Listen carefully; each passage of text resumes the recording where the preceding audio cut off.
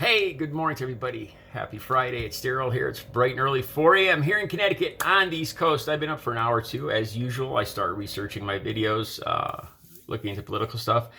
And the video I made yesterday, the situation is just, I want to say blooming or blossoming, but it's really going in the other direction. So I decided just to tell you guys up front, I will do another video, more videos later today. I want to show you guys what I'm talking about in the next video. It's still too dark out to show you guys what I'm going to talk about in this video. But in the next video, I'm going to show you. All right, so you guys, if you saw my previous video, within the last 48 hours, I've been told that I have to move after living here, paying rent on time for 6 years. Now, let me just stress this, my current landlords are fantastic. They're almost like family to me, and they want the best for me. They've been trying to make this sale, they've been trying to sell this place for a couple of years. It's just this happened extremely fast, and I was out of the loop. Anyway, all right, but the market, as we all know, the market is terrible, like I talked about in yesterday's video. Let me just update you. Okay, so a place popped up not far from here, and just out of pure coincidence, it's where I used to live, in the apartment I used to live in before I moved here. Oh, that's cool, right? I thought so too. When I left there, that's where that's where my addiction was bad. I got clean there, but I got a lot of bad memories about that place. I lived there for about 10 years. And out of just pure coincidence, the only place in town is the place that I used to live at before I lived here 6 years ago. So I was excited at first. Great, I know this place. And I assumed now, when I lived there, the owner defaulted on the mortgage. I didn't know it. I kept paying rent. And all of a sudden, I got a notice from the bank that they had foreclosed, and I had to get out in 30 days. I got screwed over once again last time. And the place was a disaster when I left. So over the last 6 years, I drive by, and I could see that I thought they were working on it. So I was excited when I heard this place was available. I lived there. They've been working on it. All right, cool. All right, so I make an offer. Not only do I make an offer, but it's suggested that I offer $100 above. There's other applicants for this place, and it's suggested that I offer above the $1,000 a month asking price, that I offer $1,100. So I offer $1,100 a month for it. Bam, they accept it. Wow, great, you say. I got a place to go.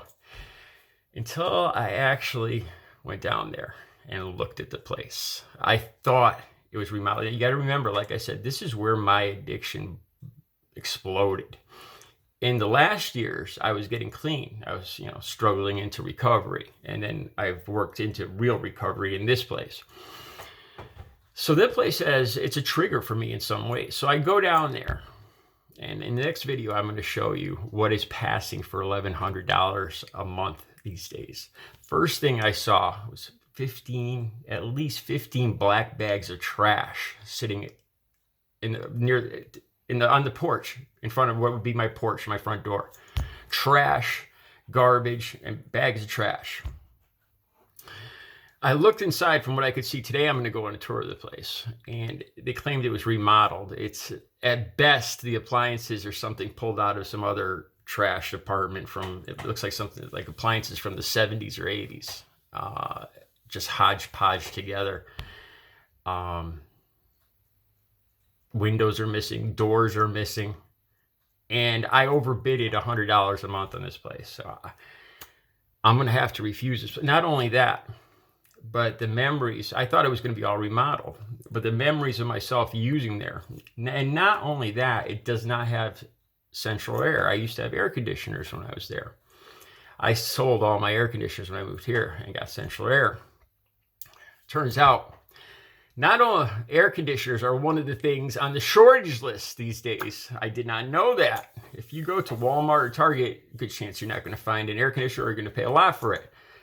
So now, over the last 12 hours, I start getting the picture that I'm going to be sitting in a sweltering apartment with garbage all over the front porch, where I used to use, the place that's a trigger for me, going back to the hell that I came from, for the same money or more that I'm paying here.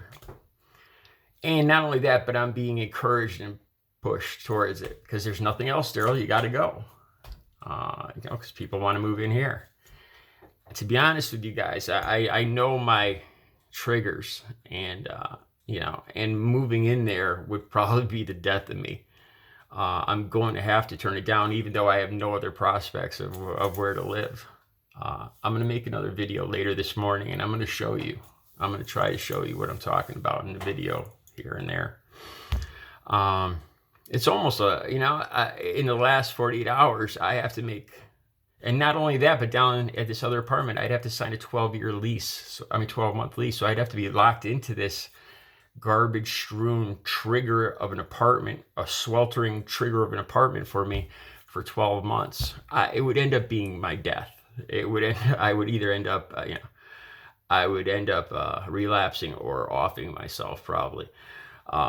So this is the position we're at today. And 48 hours ago, everything was peachy. This is the looming housing crisis, the housing rental shortage. And with the eviction moratorium, like I talked to you guys in yesterday's video, at the end of June, the eviction moratorium across the country is up, and a lot of people are going to be facing exactly what I'm facing, and it's just going to get worse.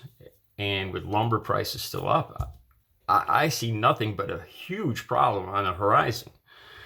All right, I'm going to be back a little later, and I want to show you what I'm talking about. All right, I'll talk to you guys later this morning. Have a good Friday.